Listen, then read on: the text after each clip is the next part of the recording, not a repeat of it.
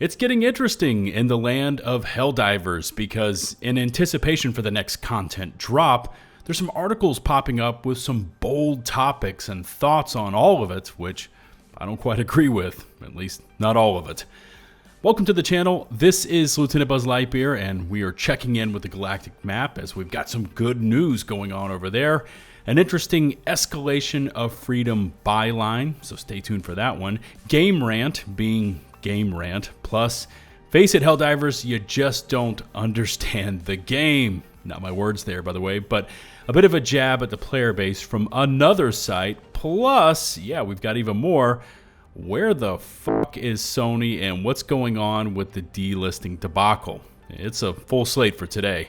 Remember to hit subscribe, it's free, and it really helps out the channel. And while you're at it, ring that notifications bell to receive my latest upload alerts. Let's check out what's going down with Helldivers.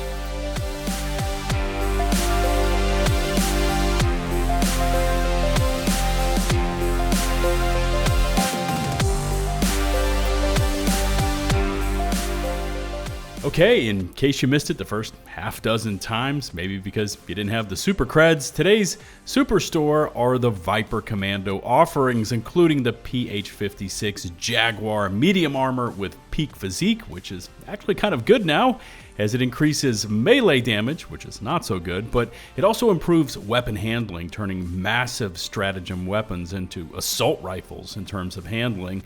There's also the PH-56 helmet with beret and sniper sight, the CE-101 Gorilla helmet, and the super beefy I'm wearing a fridge on my chest CE-101 heavy body armor with engineering kit for reduced recoil and +2 throwables. Onwards to the galactic map, and the divers crushed yet another major order, and we seem to be on a bit of a hot streak as of late, right? 1 billion bugs is the latest major order to test our might, and we prevailed yet again, and the reward medals have arrived. Now, as of the posting of this video, there is no new major order, but it's the weekend and it might be a little extra delayed. Who knows? Along with our glorious victory, we received yet another interesting dispatch from Helldivers HQ. The Helldivers have demonstrated a commitment to scientific progress, equaled only by their fervor for democratic supremacy. Thanks to their efforts, the Ministry of Science has ample data to further ongoing Terminid research efforts. While no clear method of termination has proved to produce more E710 than any other, our top scientists agree that establishing this beyond doubt was well worth the expenditure.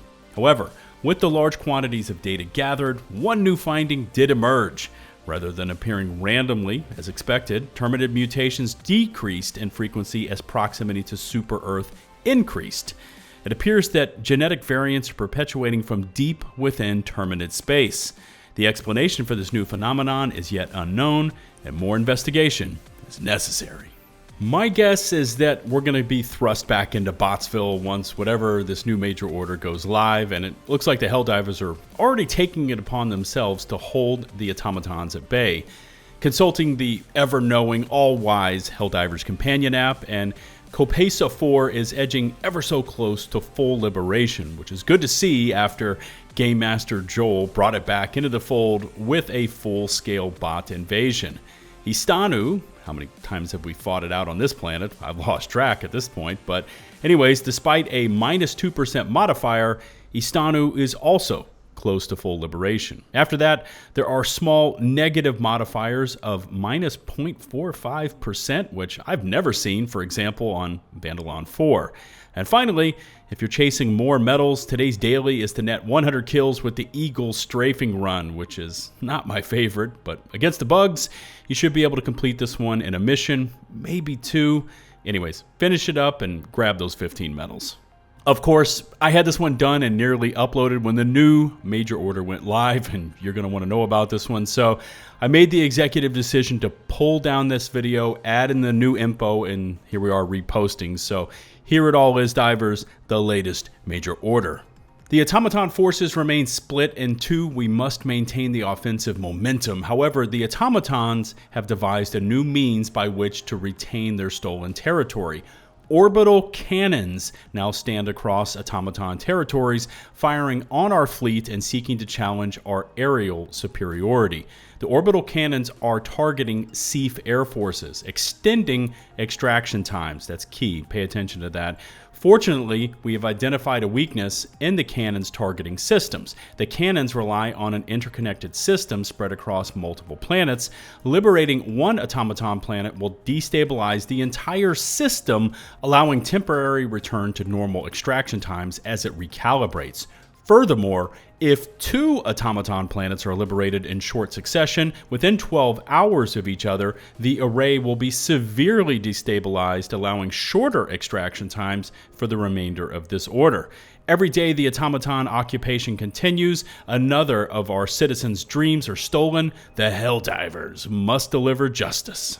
And here we go, unscripted, just taking a very quick look at it all. This is a 6-day major order worth 55 medals, 5 planets liberated over in Botsville. They want us to go after Wazat, Wezin, Ustatu, Vega Bay, and Varelia 5, which, by the way, will take us over right next to X45, and I guess from there we might be able to launch further east or upwards onto the map and go after Cyberstan. So that's what's going on with this current major order. We're back to the bots like I thought. 6 days, 5 planets, 55 medals as the reward. We're going to be hitting the real meat and potatoes of this video in just a moment, but why not kick it off with a bit of the insane? And this Reddit pic kind of says it all. Oh, almighty RNG God, tell me why. And all I can say is hold on to your butts, divers, because 3 gunship factories back to back to back is just going to get really messy. Now, I've got to say that I love seeing things like this happen. Not for this player. I mean, their world is about to get turned upside down, but more just how random this game can be sometimes. Stalker layers right next to extraction, meteor showers, bug breaches, I mean, you name it. This game will throw it at you. If this DBRS 1988 ever sees this video, let us know how it all turned out. Did you manage to take all 3 of these down? Because we've got questions. Who knew the possibility of new Helldivers 2 content outside of War Bonds could be this damn popular? Well, that's the question Video Gamer asks, and if they hadn't have mentioned it or asked it, I would have never paid it any attention. It's just one of the pitfalls of juggling a bunch of different games all at once. Here's what they had to say. Arrowhead Game Studios recently announced that Helldivers 2 is set to receive its first major update titled Escalation of Freedom, which we already knew. This new update will launch on August the 6th and will add new difficulty options, planets, and enemies, including the Impaler from the first game, and make some crucial quality of life changes, including grief prevention, where players will boot a player from the mission at the last second to prevent them from acquiring the samples and XP they would have earned. All things that we knew from that trailer. At the time of writing, the Escalation of Freedom trailer has, listen to this, 1.6 million views and over 89,000 likes. This makes it the second most viewed Helldivers 2 trailer, only second to the launch trailer from February that currently sits at 2.3 million views.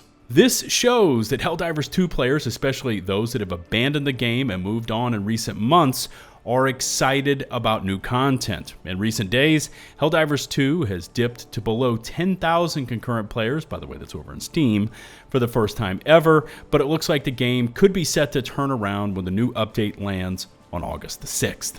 I went in and checked on it again just now, and this trailer is now up to 1.8 million views. And by the way, this is not for a release trailer, ladies and gents. This is for an upcoming update, which I don't even think we can actually call it a DLC.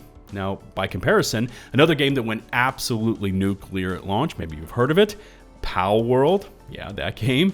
Well, that launch trailer saw about 2 million views, and the more recent Sakurajima new content trailer saw a fraction of that, hitting about 100,000 views. Now, this article, this topic, the comparisons, it all raises some good points about Helldivers.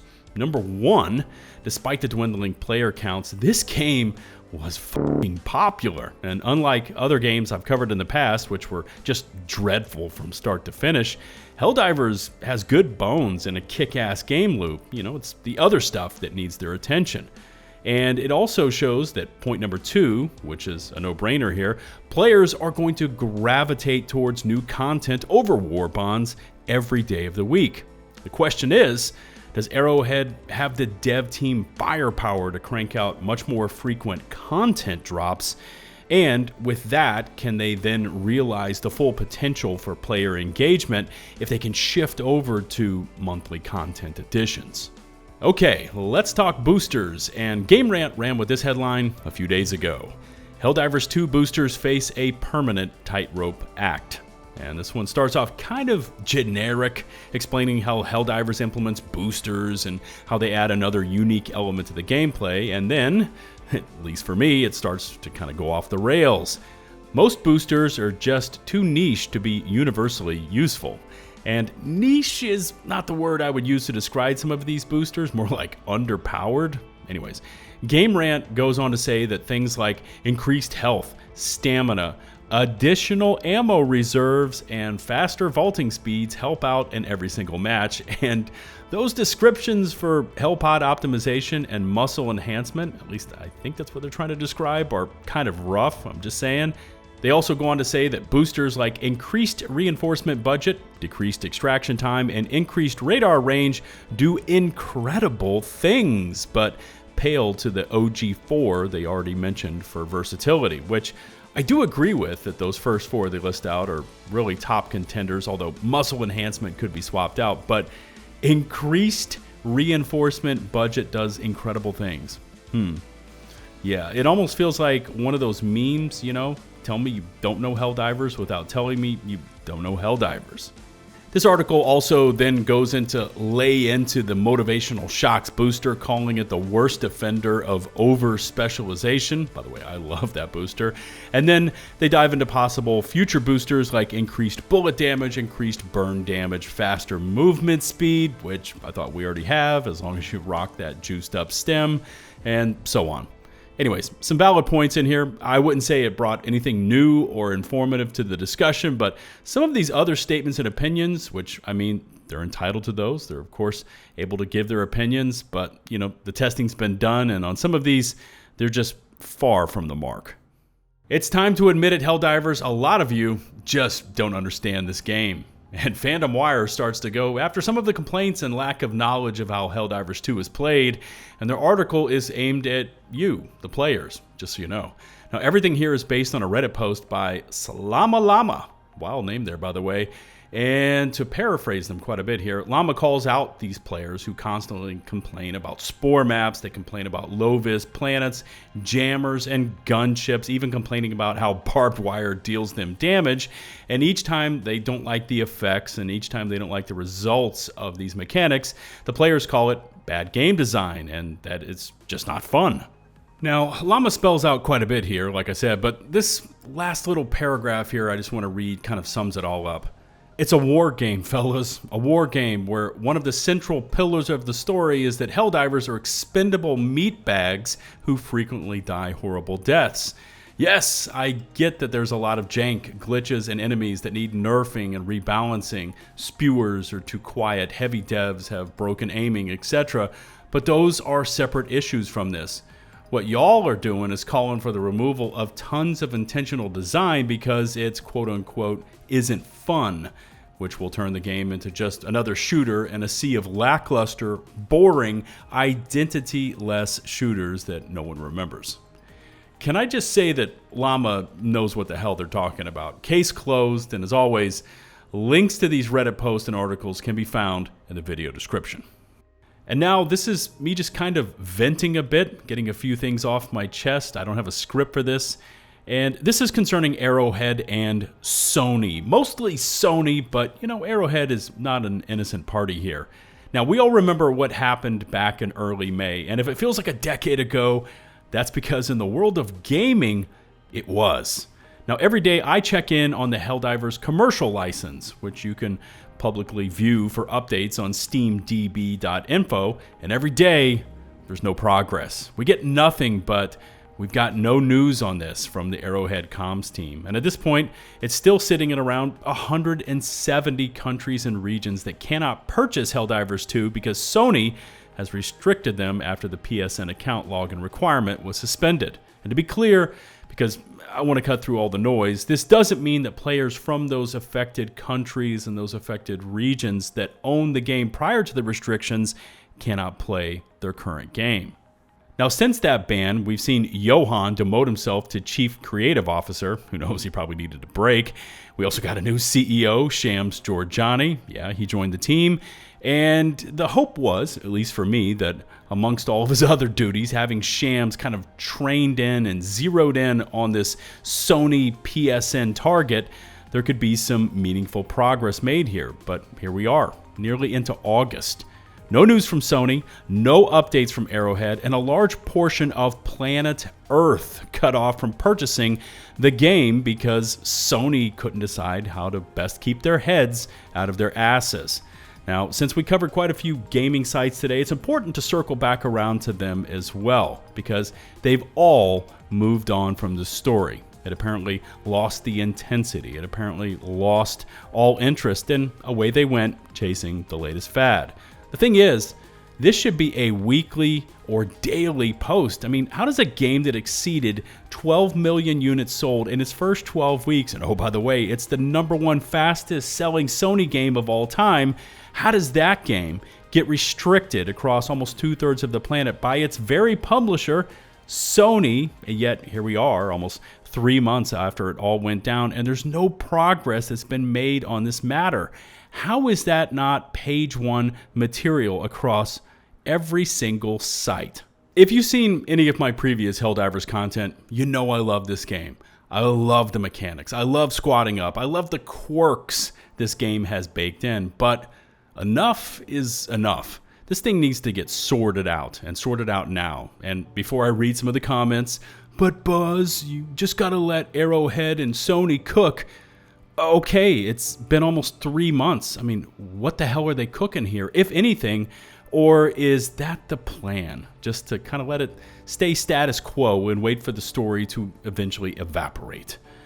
Remember to hit subscribe and to ring that notifications bell to receive my latest upload alerts. All my socials, including all the links to today's articles and posts, can be found in the video description. And before I go, I wanted to thank my awesome subscribers, all 235,000+ of you. Your support is incredible, and without you, this whole thing doesn't work. Until the next one, this is LtBuzzLitebeer signing off.